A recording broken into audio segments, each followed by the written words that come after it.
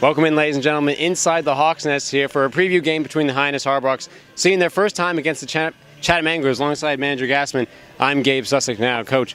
For Hyannis so far, they've been struggling a little bit with runs in the recent few games. What have you seen from them? Has it been more pitching or just kind of guys trying to get their swings back? It's really good pitching. We're seeing a steady dose of really good left-handers.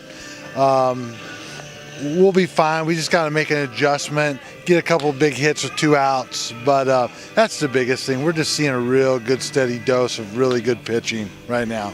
And Chris Cullen in his second start today behind home plate. What did you see from his first start that you really were impressed by? Well, I see a really good defender. I see a really good catcher. He calls a really nice game. He really good behind the dish blocking and receiving, and so we're excited to have him on board. And Coach, really for Hyannis this year, especially compared to last year, there's a large amount of infield depth that you can see with all the guys we talk about. Proctor, Rutherford, Busby coming in now. What do you see in all that coming in?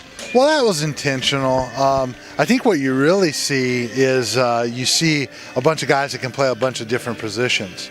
So not one guy is locked in one certain position. So, I think in the past it's gotten us trouble where all of a sudden you lose a position and you don't have anyone that can step in. So I think this year, even if a guy gets hurt or something, we have guys that can play a bunch of different positions. You're going to see that tonight, actually. So that's good. That's good to have. And by request, we're a little late on this, Coach, but you got a little insight here on the NBA draft. Well, I was just going to make a comment. I know that being up here in New England, Boston fans were a little frustrated. I'll say this. I am a huge Danny Ainge fan.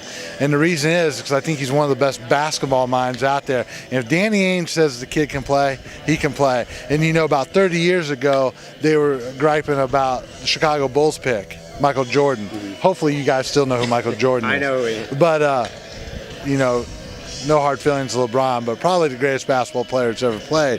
So if Danny Ainge says this is who he wanted to spend his third pick with, I'm okay with it.